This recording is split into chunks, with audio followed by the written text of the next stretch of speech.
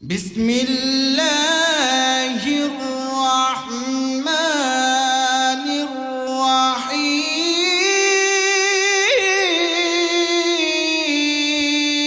الرحيم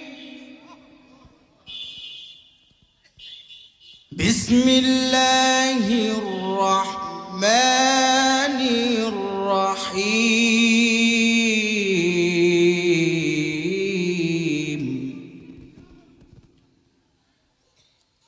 تبارك الذي بيده الملك وهو على كل شيء قدير الذي خلق الموت والحياة ليبلوكم أيكم أحسن عملا وهو العزيز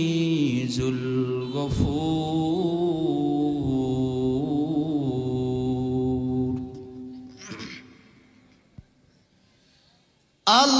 الله أكبر ولله الحمد بسم الله الرحمن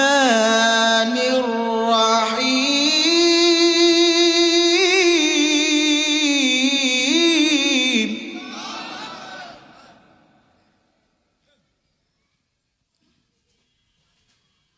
تبارك الذي بيده الملك وهو على كل شيء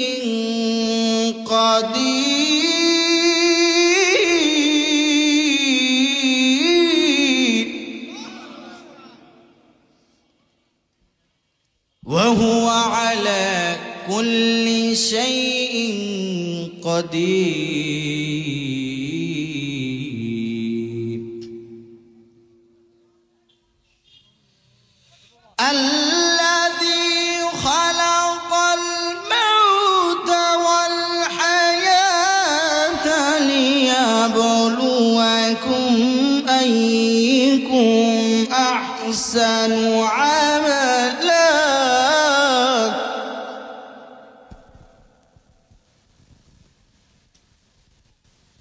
وهو العزيز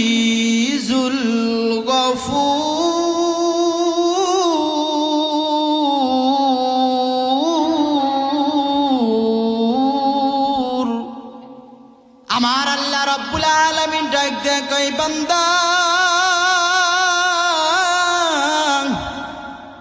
আমি আল্লাহ তাআলা কুরআনুল কারীমের মধ্যে কিছু সূরা এমন ভাবে নাজিল করেছি রে বান্দা যে সূরাগুলোর দাম বাড়ায় দিয়েছেন তিনি কে আল্লাহ রাব্বুল আলামিন বলেন আমি কুরআনুল কারীমের মধ্যে সূরা মুলক নামে একটা সূরা নাজিল করেছি 29 নম্বর পারা প্রথম নাম্বার পৃষ্ঠার মধ্যে সূরাতুল মুলক আছে কি নাই আমার আল্লাহ রাব্বুল আলামিন বলে এই সূরা মুলকের দাম আমি আল্লাহ এতটা বাড়ায় দিলাম যদি কোনো আমার একটা বান্দা ঈশার নামাজ আদায় করার পর যদি সূরা মুলকের আমল করে রে আমার আল্লাহ তাআলা জানায় দেন তার জন্য জাহান্নামের আগুন হারাম হইয়া যায়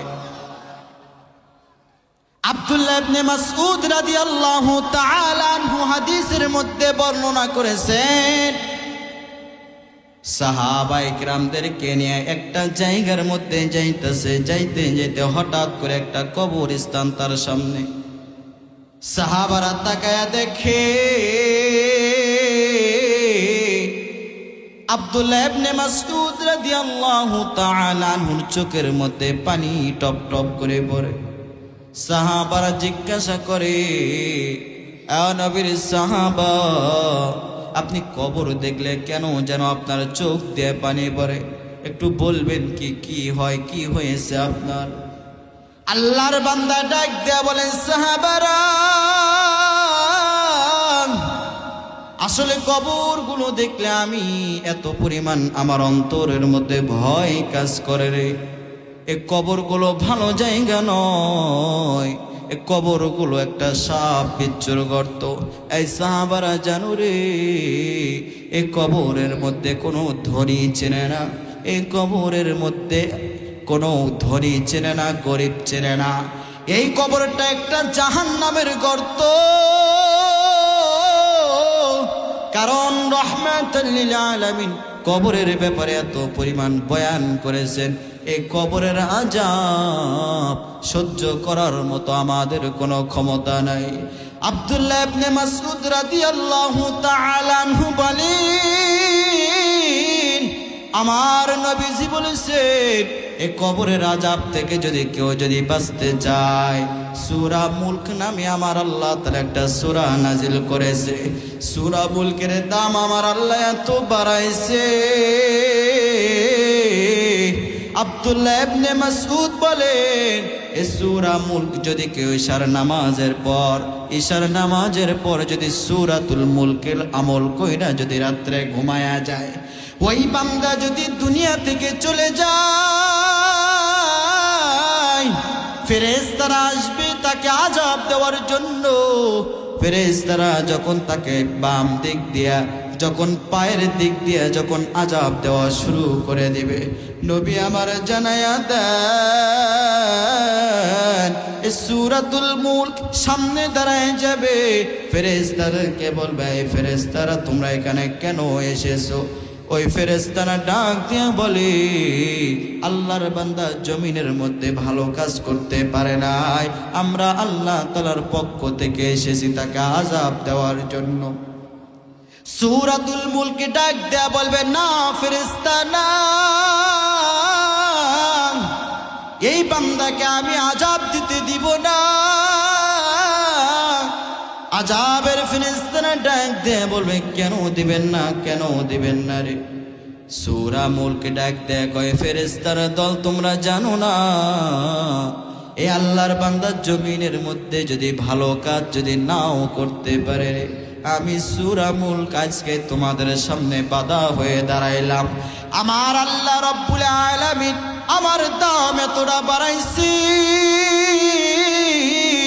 জমিনের মধ্যে যদি আমি মুলকের আমল কইরা যদি কেউ ঘুমায়া যায়, আল্লাহ আমাকে আদেশ করেছে, এই সূরা মুলক তুমি সাবধান হয়ে থাকো, আমার বান্দারা তোমাকে আমল করবে রে। খবরদার খবরদার, কবরে যেন কোনোভাবে এই বান্দাকে যেন আযাব দেওয়া না হয়। সূরা মুলক ফেরেশতাদেরকে বলবে, এই ফেরেশতার দল, এই বান্দা জমিনের মধ্যে কিছু করতে না পারলেও আমার এই আল্লাহর বান্দা ঈশান নামাজের পর সূরা মুলকের আমল করেছে, আজকে আমি মুলক সামনে দাঁড়াইলাম, এই বান্দাকে আমি আযাব দিতে দেব না।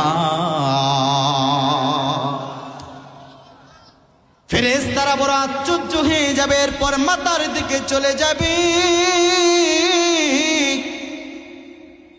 মাতার দিকে যাওয়ার পর মাতার ওই দিক থেকে আযাব দেওয়া শুরু করে দিবে। আবার সূরাতুল মুলক সামনে দাঁড়ায় যাবে, ফেরেশতার দল, না না তোমরা আবার এই দিকে কেন আসলা, কি করবা? বলে আল্লাহ তারা ব্যর্থ হয়ে যাবে, এবার পিছন দিক দিয়ে আযাব দেওয়া শুরু করবে, সামনের দিক দিয়ে আযাব দেওয়া শুরু করে দেবে। কিন্তু আল্লাহর বান্দাকে আযাব দেওয়ার জন্য যখন ফেরেশতারা চলে আসবে, এই সূরা মুলক সামনে দাঁড়ায় যাবে, বলবে, তোমরা যতই চেষ্টা করো রে, আল্লাহর বান্দাকে আমি আজকে আযাব দিতে দিব না। জোরে বলেন না সুবহানাল্লাহ।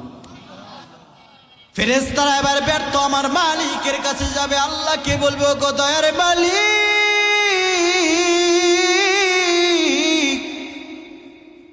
আপনি কার কাছে পাঠাইছেন, আপনি কাকে আযাব দেওয়ার জন্য পাঠাইছেন গো মালিক?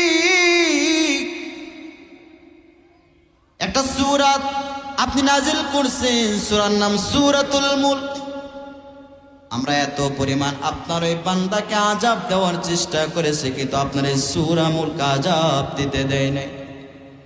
আমার আল্লাহ তাআলা তখন ডাক দিয়ে বলবে, ফেরেশতার দল,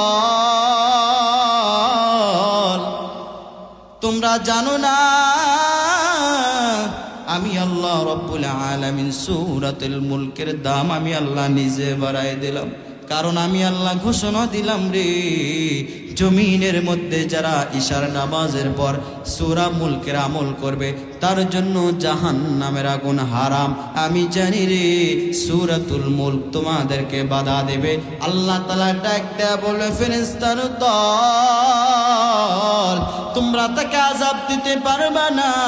আমার মাওলাই ওইদিকে জান্নাতের ফেরেশতাদেরকে ডাক দেয়া বলবে, এরে জান্নাতের ফেরেশতার দল, যাও যাও যাও, আমার এই মুলক সূরা আমল করনেওয়ালা বান্দাটাকে তোমরা জান্নাতের পোশাক পরিধান করায়া জান্নাতের দরজা তার জন্য খুলিয়া দাও।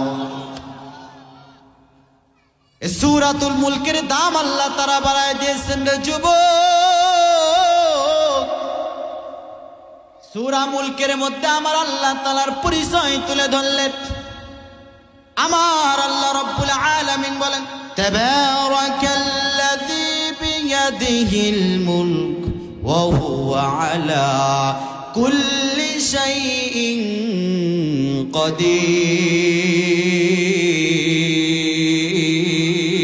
কাদির। আরো জোরে বলেন না আল্লাহু আকবার। বলেন তো আল্লাহু আকবার বললে খুশি হয় তিনি কে? আমার আল্লাহ তাআলা জানায় দেন, জমিনের মধ্যে যদি কোনো আমার বান্দা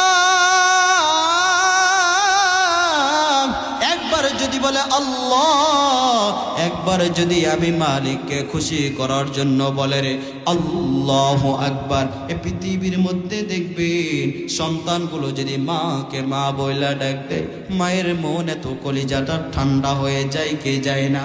আমার আল্লাহ তাআলা ডাক দিয়া বলে, এ বান্দা,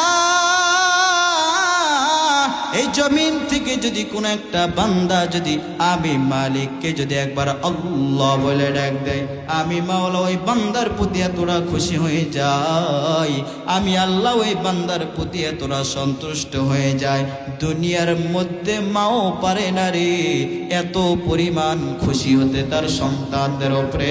আমি আল্লাহ তাআলা তার চাইতেও বেশি খুশি হয়ে যায়। একটু ডাক দেন না আল্লাহ, একটু জোরে বলেন না আল্লাহ, আর জোরে বলেন আল্লাহু আকবার। আমার আল্লাহ রাব্বুল আলামিন বলেন, তাবারাকাল্লাযী বিয়াদিহিল মুলক, ওই বরকতময় রব যিনি এই রাজত্বের মালিক। বলেন তো পৃথিবীর মালিক কে? আসমানের মালিক কে? জমিনের মালিক কে? আমার আল্লাহ বলেন, আমি হলাম মালিকুল মুলক, আমি হলাম আল্লাহ। এই পৃথিবীর রাজত্বর মালিক হলাম আমি আল্লাহ। জমিনের মধ্যে কোনো মানুষের ক্ষমতা নাই এই পৃথিবীর মালিক হবার। আল্লাহ তাআলা ডাক দিয়ে কয়, রে বান্দা, আমি হলাম আসমানের মালিক, আমি হলাম জমিনের মালিক। কারণ আমার আল্লাহ রব্বুল আলামিন বলেন, আমি হলাম মালিকুল মুলক। আল্লাহ রব্বুল আলামিন বলেন, কুলিল্লাহুম্মা মালিকাল মুলকি তুতিল মুলকা মান তাশা ওয়া তানজিউল মুলকা মিম্মান তাশা ওয়া তুইজ্জু মান তাশা ওয়া তুযিল্লু মান তাশা বিয়াদিকাল খায়র ইন্নাকা আলা কুল্লি শাইইন কাদির।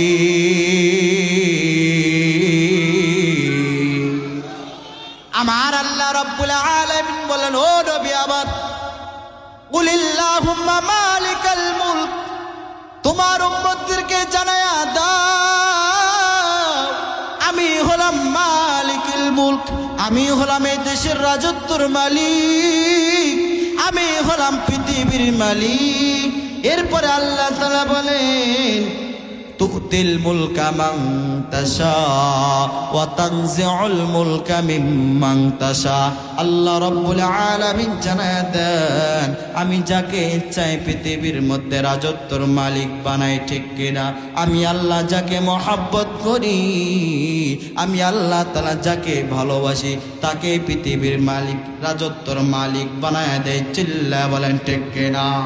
কারণ আমার আল্লাহ তাআলা পৃথিবীর রাজত্বর মালিক বানাইছিলেন চারজন ব্যক্তিকে, দুইজন মুসলমান আর দুইজন বিধর্মী ইহুদি খ্রিস্টান কাফেরদেরকে আল্লাহ রাব্বুল আলামিন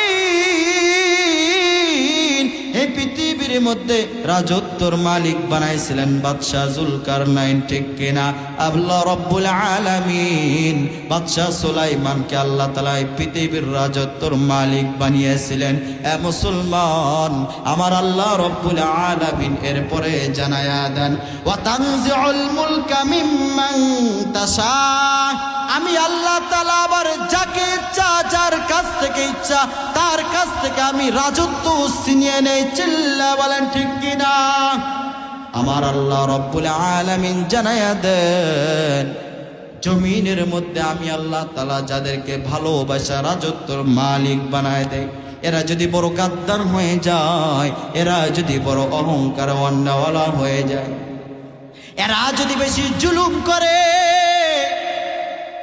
এরা যদি আমার মাওলাকে ভুলে যায়,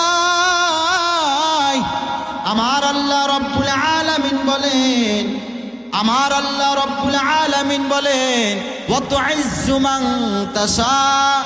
আমার আল্লাহ রাব্বুল আলামিন বলেন তাদেরকে আমি আল্লাহ রাব্বুল আলামিন অপমানিত করি, অপদস্থ করি। যারা জুলুম করে, যারা অহংকার করে, এই দেশের ক্ষমতা পাওয়ার পর আমি আল্লাহ তাআলা তাদেরকে ঘাত ধরে নামায় দেয়। চিল্লায় বলেন ঠিক কিনা? মুসলমান ভাইরা আমার, যারা বলি দুনিয়ার মধ্যে ক্ষমতার মালিক জনগণ নামাইছেন, না না, জনগণ কখনো একটা ক্ষমতাবানকে চেয়ার থেকে নামাইতে পারেন না। একমাত্র পারেন তিনি কে? জোরে বলতে হবে তিনি কে? ওয়াতুযিল্লু মান তাশা। আল্লাহ তাআলা যাকে ইচ্ছে তাকে আবার অপমানিত করেন, আল্লাহ তাআলা যাকে ইচ্ছে তাকে আবার টেনে হিসড়ে ক্ষমতা থেকে নামায় দেয়, ওই বান্দাগুলোকে নামায় দেয়। দুনিয়ার মধ্যে দেখবেন অনেক ক্ষমতাবানরা চেয়ার দখল যখন করে, মানুষের প্রতি যারা যখন জুলুম দেখায়, অত্যাচার দেখায়, এরা আলেমদের দেখতে পারে না, এরা নিজেকে বড়ত্ব মনে করে, আমার মালিককে তারা চেনে না। এরা দেখবেন দেখতে দেখতে 5 বছর 10 বছর হয়ে যায়, আমার মাওলার কাছে যখন অসহ্য হয়ে যায়, এই মানুষগুলো যখন বেঈমান হয়ে যায়, আমার মালিককে তারা বিশ্বাস করতে চায় না, আমার মাওলার সীমা লঙ্ঘন যখন করে ফেলে, আল্লাহ বলেন না না, তোকে আমি চাই না রে, আমি আল্লাহ তোকে পছন্দ করি না। আল্লাহ তাআলা নিজে বলেন তাদেরকে আমি আল্লাহ অপমান কইরা এই ক্ষমতার চেয়ার থেকে নামায় দেয়। চিল্লায়া বলো ঠিক কিনা? কারণ আমার আল্লাহ তাআলা বলেন ওয়া হুয়া আলা কুল্লি শাইইন কাদির।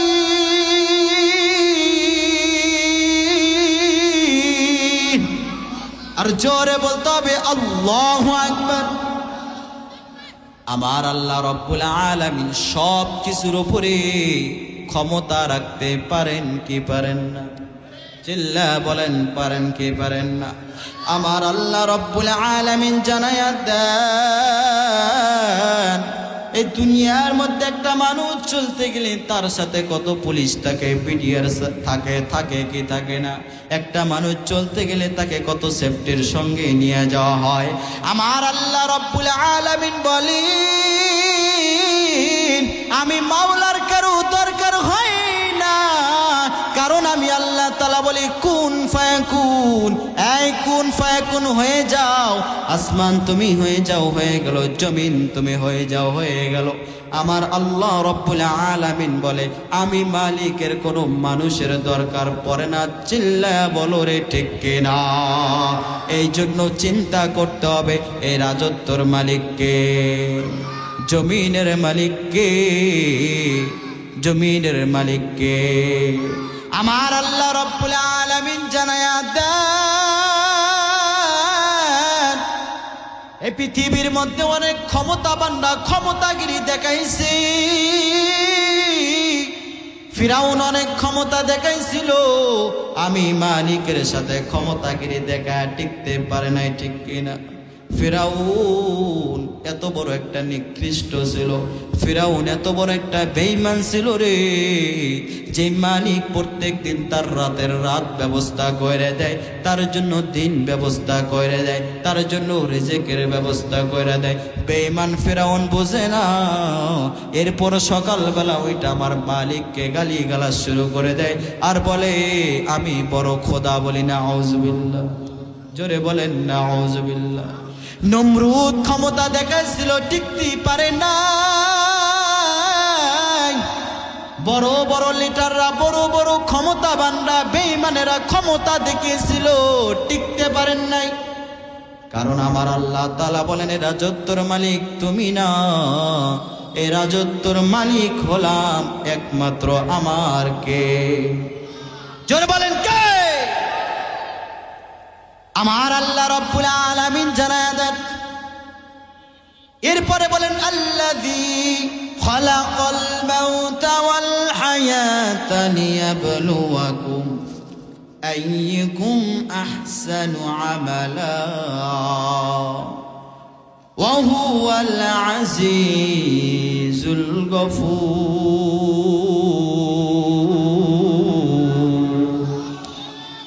আমার আল্লাহ রব্বুল আলামিন জানায়া দেন আল্লাযী খালাকাল মাউতা ওয়াল হায়াতা লিয়াবলুয়াকুম। আল্লাহ বলেন বান্দারে আমি আল্লাহ রব্বুল আলামিন তোমাদের মৃত্যু দান করলাম, আমি আল্লাহ রব্বুল আলামিন ওয়াল হায়াতা হায়াত দান করলাম।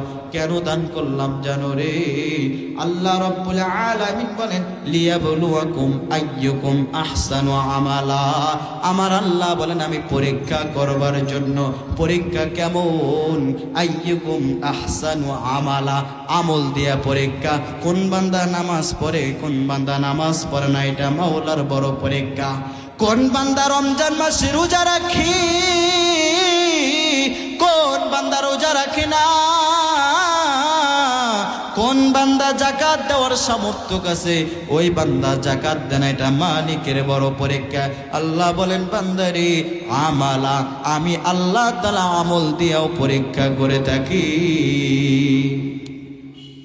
দুনিয়ার মুসলমান যুবক, তাহলে আল্লাহ তাআলা মৃত্যু দান করলেন, জীবন দান করছেন পরীক্ষা করবার জন্য। আল্লাহ তাআলা যাদেরকে এই জীবন দান করছেন জমিনের মধ্যে আপনি আমি যারা এসেছি, বলেন তো দেখি এই দুনিয়া ছেড়ে চলে যাইতে হবে কি হবে না? জোরে বলেন না মুসলমান, হবে কি হবে না? কারণ এই জমিনের মধ্যে কেউ বাঁচতে পারবো না। এই দুনিয়ার মধ্যে যারা এসেছি, আমার আল্লাহ রব্বুল আলামিন বলেন মিনহা খালাকনাকুম ওয়া ফিহা নুঈদুকুম ওয়া মিনহা নুখরিজুকুম তারাতান উখরা।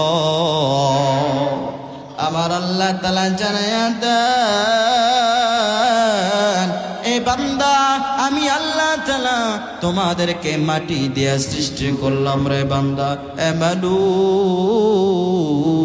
আবার তোমাকে মাটির গর্তের মধ্যে আসতে হবে।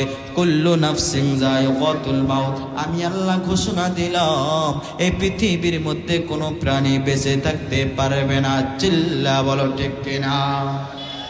আপনার আমার আদি পিতা ইব্রাহিম, আদি পিতা নবী আদম আলাইহিস সালাতু ওয়াস সালাম, আপনার আমার পিতা 1000 বছর আমার আল্লাহ তাআলা থেকে হায়াত দিয়েছিলেন।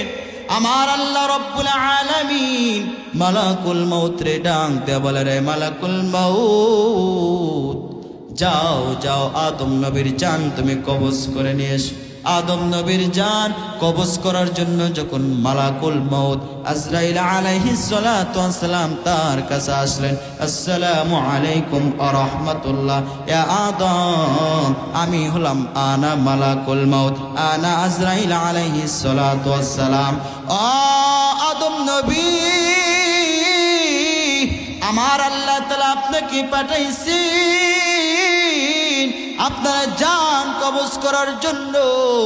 আদম নবী আলাইহিস সালাতু ওয়াস সালামের যখন 940 বছর বয়স হয়ে গেল, ওই সময় আসছে মালাকুল মউত তার জান কবজ করার জন্য।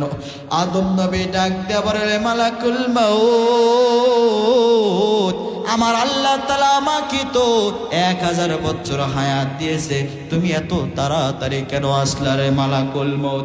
মালাকুল মউত ডাক দিয়ে কয়, ও আল্লাহর পয়গম্বর, আপনি তো 60 বছর আপনার সন্তান দাউদ নবীরে রূহের জগতে দান করেছিলেন।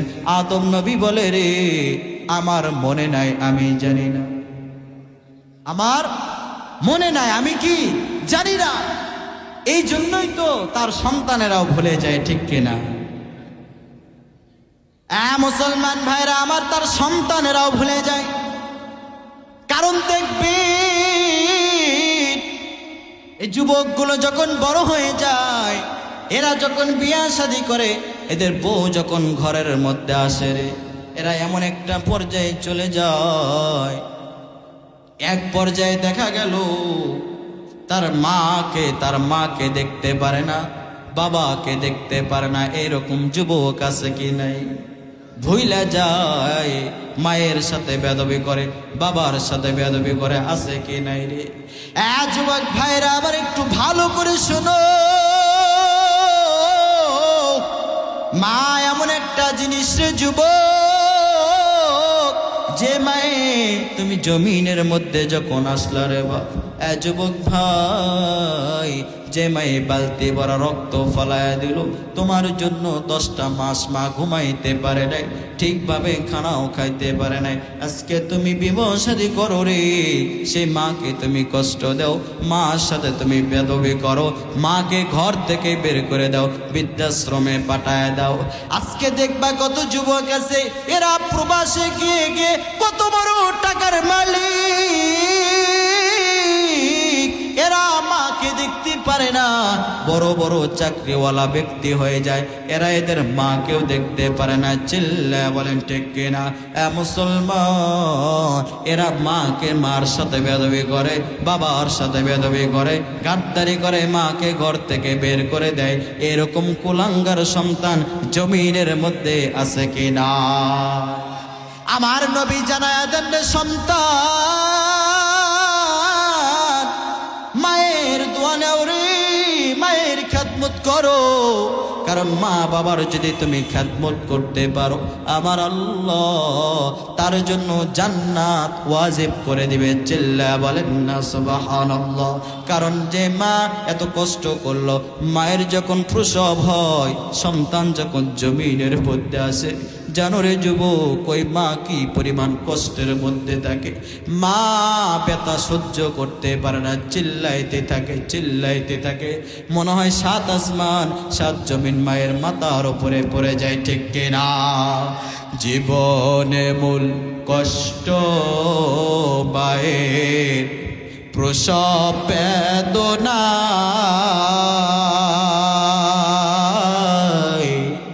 7 আসমান 7 জমিন তখন মায়েরই মাথা। এমন মা কি কেমনে আজি, এমন মা কি কেমনে আজি, যাব আমি ভুলিয়া।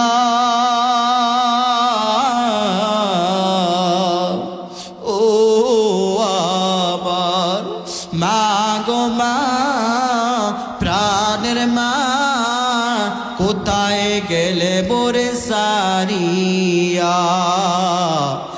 জনম দুঃখী ইয়াতিম আমি, কেউ না দেখে ফিরিয়া। আমি যখন ছিলাম আমার মায়ের উদরে, চলাফেরা করতেন যে মায়ে কত কষ্ট করে। আমার সুন্দর মুখ দেখে মায়ের, আমার সুন্দর মুখ দেখে মায়ের ব্যথা যায় যে ভুলিয়া।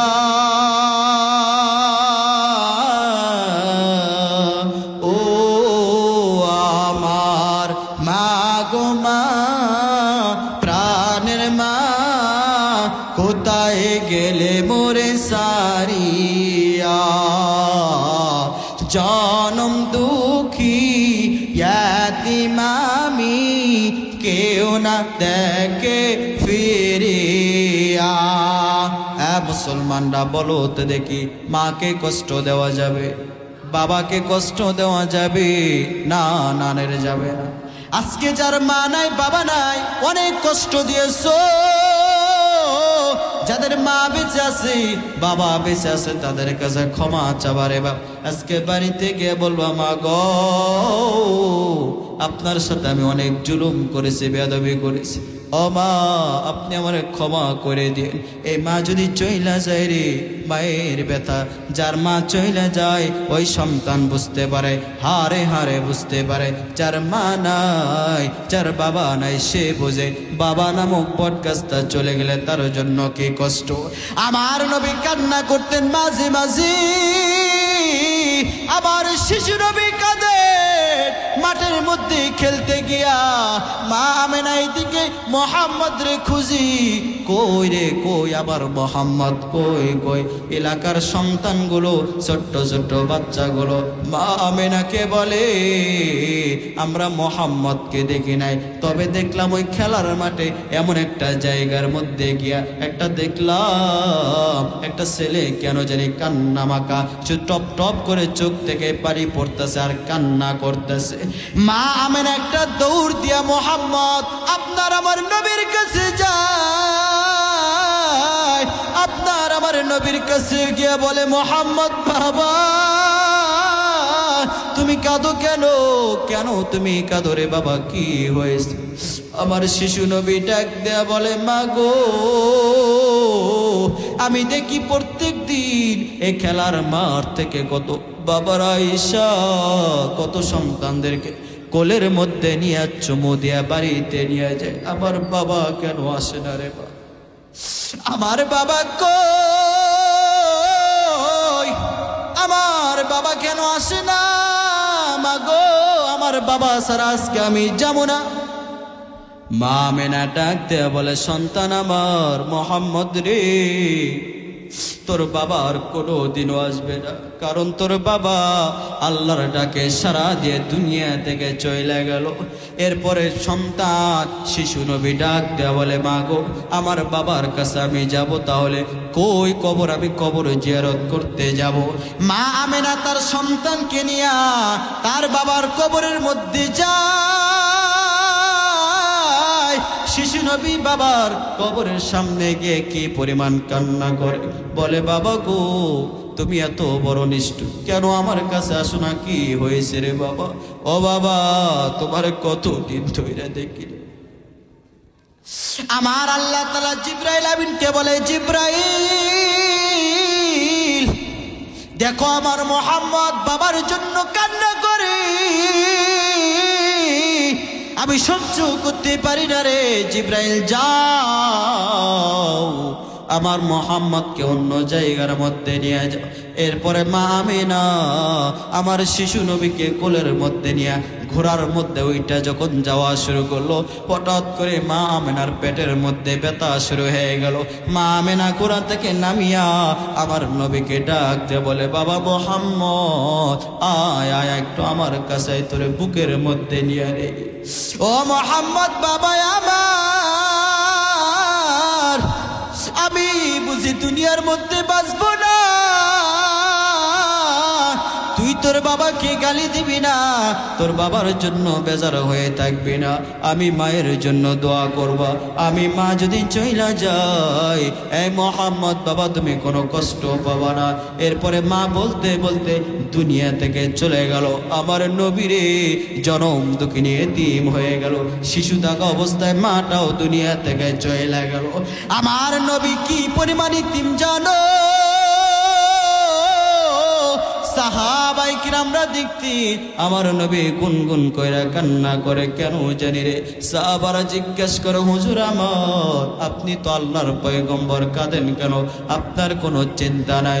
হুজুর আমার, আপনার কি হয়েছে? আমার নবী ডাক দেয়া বলে, সাহাবারা তোমরা জানো না এই দুনিয়ার মধ্যে আমার মাও নাই বাবাও নাই। এই বেঈমান কাফেরেরা কি পরিমাণ আমাকে কষ্ট দিল, কি পরিমাণ তাচ্ছিল্য তুচ্ছ করলো। আমার মা নাই বাবা নাই, আজকে মায়ের কথা মনে পড়ে, বাবার কথা মনে পড়ে। আজকে আমার মা নাই রে, বাবা নাই রে, মায়ের খেদমত করতে আমি পারি নাই, আমার চোখ দিয়ে এই জন্য কান্না আসে। একজন সাহাবী বলে, ও নবী আমার, সবচেয়ে বেশি হক কার? আমার নবী বলে, তোমার মায়ের। বলে, দ্বিতীয় নম্বরে কার? বলে, তোমার মায়ের। বলে, 3 নম্বরে কার? বলে, তোমার মায়ের হক তোমার কাছে বেশি। এরপরে 4 নম্বরে বলে, পরে তোমার বাবা 4 নম্বরে। অর্থাৎ 3 বার বলে, এ সন্তান, আপনার আমার কাছে মায়ের হক সবচেয়ে বেশি। ওই মাকে কেউ কষ্ট দিবা না বাপজান, মাকে কেউ কষ্ট দিবা না, বাবাকে কেউ কষ্ট দিবা না। যাদের মা চলে গেছে রে, বাবা দুনিয়া থেকে চলে গেছে, কবরের কাছে একটু মোনাজাত করবা আর আমার মালিকের কাছে দোয়া করবা, রব্বির হামহুমা কামা, বলেন রব্বির হামহুমা কামা রব্বায়ানি সগীরা, রব্বির হামহুমা কামা রব্বায়ানি সগীরা। চিল্লা বলেন না আল্লাহু আকবার, আর জোরে বলে আল্লাহু আকবার। এই মা বোনেরা, তোমার জন্য একটু ওয়াজ ছিল, সময়ের কারণে বলতে পারলাম না। আজকে বেপরদায় চলো, বেপরদায় কখনো চলবা না রে বোন। আজকে তুমি তোমার চেহারাটাকে একটা যুবককে দেখাও, তুমি মনে করো আমার এত সুন্দর চেহারা, এত সুন্দর চুল, এটা মনে হয় পুরুষকে দেখালে, একটা পুরুষ যখন আমার প্রতি একটা আকৃষ্ট হয়ে যায়, খুশি হয়ে যায়, তুমি নিজেকে বড় গর্ব মনে করো। একটা পুরুষ আমার দিকে কেমনে তাকায়? না রে বোন, না না। নবী আমার বলেছেন, এই দুনিয়ার মধ্যে দায়ুস ব্যক্তি যারা, বেপরদায় চলে যারা, বেপরদায় পর্দা করে না, এই যুগের মহিলারা দেখবেন এমন একগুলো ডিজিটাল মেয়ে বের হয়েছে, এরা পুরুষের পোশাককে বেশি প্রাধান্য দেয়, আছে কি নাই? দেখবেন জিন্সের প্যান্ট পরে, এরা হাফ প্যান্ট পরে শহরের মধ্যে চলাচল করে। নবী আমার বলেন রে, এরা 1 নম্বর দায়ুস। কিয়ামতের ময়দানে আমার আল্লাহ তাআলা তাদের দিকে তাকাবেন না, আল্লাহ তাআলা তাদেরকে জান্নাতেও দিবেন না, বলি নাউজুবিল্লাহ। এবার একটু চিন্তা করে দেখো, তোমার ইজ্জতের দাম আমার আল্লাহ তাআলা দিয়েছে। তুমি যদি তোমার স্বামীর খেদমত করতে পারো রে, তোমার স্বামী যদি বলে রে, স্ত্রী যদি দুনিয়া থেকে চলে যায়, কোন স্বামী বলে রে, আমার স্ত্রী আমার কাছে অনেক ভালো ছিল, এই ওসিলায় আমার আল্লাহ তোমার জীবনের গুনাহ খাতা মাফ করে দিয়া আমার আল্লাহ তাআলার জান্নাতে দিয়ে দিবে। চিল্লা বলেন না সুবহানাল্লাহ। মুসলমান ভাইরা আমার, এই জন্য বোন সাবধান, পর্দা করো। পর্দা করে চলবা, চুলকে কোনো মানুষকে বেগানার পুরুষকে দেখাবা না, এটা তোমার জন্য বড় আমানত। তুমি যদি পর্দা করে চলতে পারো রে, আমার নবী জানায়া দেন তার সন্তান, তার কন্যা মা ফাতেমার সাথে তোমার জান্নাত হয়ে যাবে। চিল্লায় বলেন না সুবহানাল্লাহ। নারে তাকবীর, লিল্লাহে তাকবীর। প্রধান বক্তার আগমন, মুফতি ইসমাইল হাতিমি সাহেবের আগমন, আজকের মাহফিলের পক্ষ থেকে নারায়ে তাকবীর। আপনারা রাগ করলেন, রাগ করেছেন? আসুন দ্বীন ইসলামের পথে চলি, আল্লাহকে ভয় করি। আজকে আল্লাহর ভয়, রাসূলের আদর্শ আপনার আমার মধ্যে নাই বিদায় আজকে আপনার আমার ঈমানের হালত এতটা দুর্বল হয়ে গেছে যে বেঈমান নাস্তিকেরা আমার মালিককে নিয়ে কটূক্তি করতে দ্বিধাবোধ করে না। চিল্লায়া বলো ঠিক কিনা? কি পরিমাণ নাস্তিক হলে আমার মাওলাকে নিয়ে ব্যঙ্গ করে, আল্লাহর কোরআনকে নিয়ে ব্যঙ্গ করে। কিছুদিন আগে দেখেন নাই এক বাউল ফাউল করেছে, এক কুত্তারারে জেলের মধ্যে বন্দী করে রেখেছে। আবার কিছু নামধারী মুনাফিক মুসলমান এরা আবার একে জামিন করার জন্য চেষ্টা করতেছে। খোদার কসম করে বললাম, এর পক্ষে যারা থাকবে ঈমান নাই, তাদের ঈমান নাই। এদেরকে যদি মুসলমান বলতে হয়, এদেরকে আবার কালিমা করে মুসলমান দাবি করতে হবে। চিল্লায়া বলো ঠিক কিনা? কত বড় কুলাঙ্গার হলে আমার মাওলাকে তুই তোকার বলে এত নিকৃষ্ট শব্দ বলে গালি দেয়। এই নাস্তিকের আমরা ফাঁসি চাই। চিল্লায়া বলেন ঠিক কিনা? এই জন্য মুসলমান ঐক্যবদ্ধ থাকেন। আল্লাহর কোরআনকে পার্লামেন্টে নিয়ে যাওয়ার জন্য আপনি আমি কে কে প্রস্তুতি আছে? আল্লাহকে তো হাত তুলে দেখা দাও। নারায়ে তাকবীর। এই জমিনের মধ্যে কোনো বাতিল দেখতে চায় না, কোনো নাস্তিক দেখতে চায় না। এইবার চাই আলেম ওলামারা এই দেশকে শাসন করবে। চিল্লায় বলো ঠিক কিনা? নাস্তিকতা নিপাচাক, দ্বীন ইসলাম জিন্দাবাদ, কোটি প্রাণে একই আওয়াজ। খোদাত্রয় সার পাবে না, এই বাংলায় ঠাই হবে না, মুসলমান জেগেছে আজ। ঠিক কিনা? নাস্তিকতা নিপাচাক, দ্বীন ইসলাম জিন্দাবাদ, কোটি প্রাণে একই আওয়াজ। খোদাত্রয় সার পাবে না, এই বাংলায় ঠাই হবে না, মুসলমানরা জেগেছে আজ। জোর কদমে সামনে চলো, বজ্রকণ্ঠে আওয়াজ তুলো, সবাই মিলে একই তালে দাও না স্লোগান। নারায়ে তাকবীর, লিল্লাহে তাকবীর।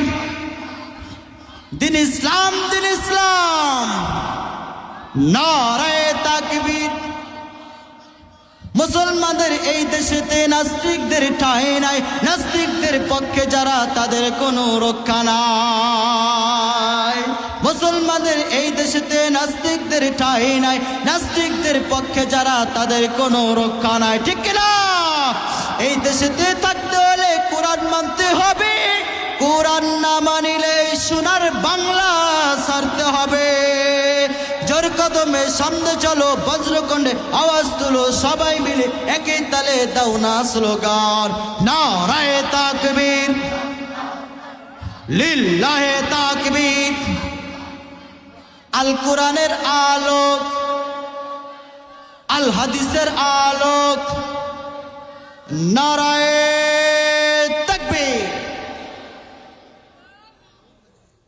এই জন্য মুসলমান ঐক্যবদ্ধ থাকতে পারবো না ইনশাআল্লাহ। অনেক বাতিলদেরকে দেখেছি, আর দেখতে চাই। অনেক নাস্তিকদেরকে দেখেছি, আর বাংলার জমিনে কোন কুলাঙ্গার শাসনে আসুক, কোন স্বৈরাচার শাসনে আসুক, এটা আপনি আমি চাই না। ঠিক কিনা? এই জন্য আসুন, আল্লাহর কোরআনকে একবার সংসদে নিয়ে যাও।